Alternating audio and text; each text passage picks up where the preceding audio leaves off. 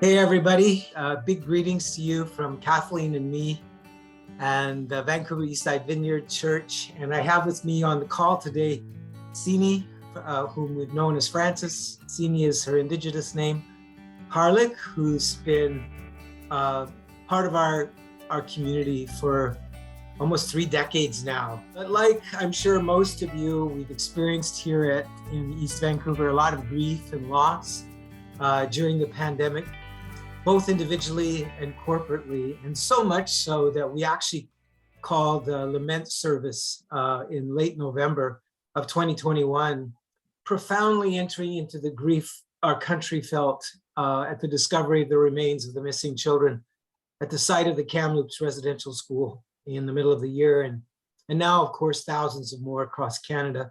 On November the 11th, 2021, I got the word from the administrator of the National Chief Assembly First Nations that Sini was invited to be part of that delegation, and we were just so excited.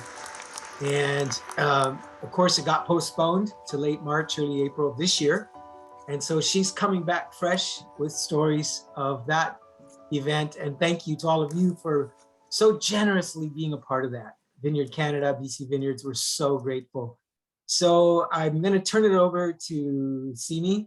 Sini, welcome to this time, and just so excited to be on this journey with you, and would love for you to just share just a few highlights from your recent Rome trip. Thank you, Gordy.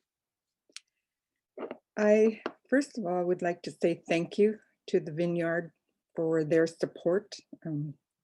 I was so blessed to be able to go as part of the delegation to meet with the Pope. I was not a speaker, but just being there to support and pray for the people who were the speakers was, to me, the biggest blessing that I could have ever asked for. I've been very blessed to be a part of this Vineyard Church. It started as a friendship when I was going to university, and I met Kathleen Legore, and God opened the door for me to become friends and to join this small little church on the east side of Vancouver. And what a journey it has been. 30 years of healing and coming to grips with the damage that residential schools did to Indigenous people all across this land. I am a second-generation residential school survivor. My mom's generation went before me.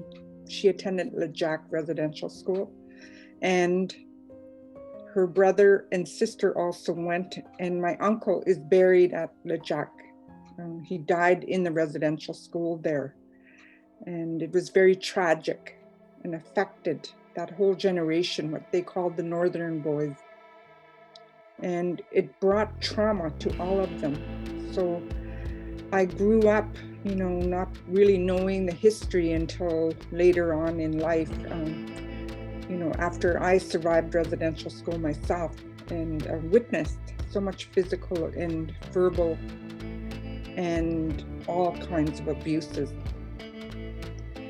I'm grateful for the fact that the Vineyard, when they traveled to Lower Post, when I invited them in 1995, God opened the door for us to pray for the people and also to give them a safe place, which is what the church should be, a safe hospital to go to. And God opened the door for us to pray for my people.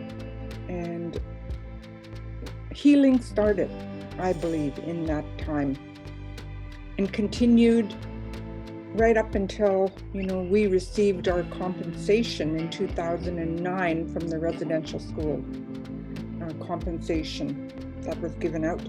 But it was just amazing how God opened that door for our church to be a part of praying into that. And the relationship that, the church has formed with my people is like a family. There's no other words to describe it. Being on this delegation was such a blessing for me personally. I met many people from across Canada, and was also really thankful to see two people from Athlone, BC, who were part of the delegation. I went to residential school with them. So it helped to ground me to know that, I wasn't traveling there alone, that many of us had survived residential school. And I realized something that I really didn't pay attention to, how much the Catholic Church has worked with our Indigenous communities, especially in the prairies and back east. And here in BC, even in North Vancouver, the North Vancouver Diocese.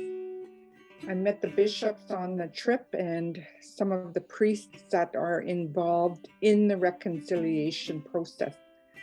That was an eye-opener to me, because when I left the Catholic Church as a teenager, I never ever,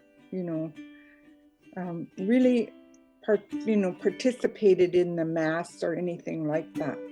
But I mean, I was around the church and I did have personal healing. I forgave the Catholic Church for what happened, because I realized not every Catholic was responsible for what had happened to me and to others who were abused. Certain people in the Catholic Church were responsible. And that was such an eye-opener for me. So I confessed that I had forgiven them. But when I went to Rome, and I was in the church in Assisi where our Indigenous people were participating in the Mass, it was such a revelation to me that even my thought process, I was mocking the Catholic Church. And I believe the Holy Spirit convicted me. And I stopped when I realized what I was doing in my thoughts.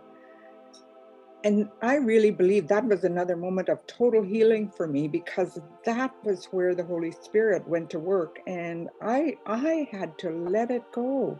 I was holding grudges in my mind I wasn't even aware of. I had outwardly forgiven the Catholic Church, but my thought process was not in a forgiving mode, and that was a revelation to me.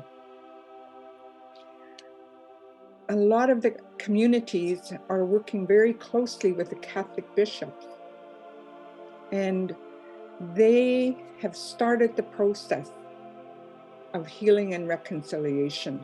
I believe our vineyard had already started that process for me 30 years ago. And by the grace of God, I've been on this journey. I wanted more for my people to be healed. I didn't even think of myself in the terms, because I had a measure of healing. But, I'm realizing that, God walks us through when He opens doors for us and we walk through them, we do experience more healing. So I'm so grateful for everything that has happened up to this point. I realize that the Catholic Church, has their work cut out for them. And I'm so thankful that the Pope did apologize to our people. That is a starting point. That was what many of the delegates on the trip said. Now the hard work begins.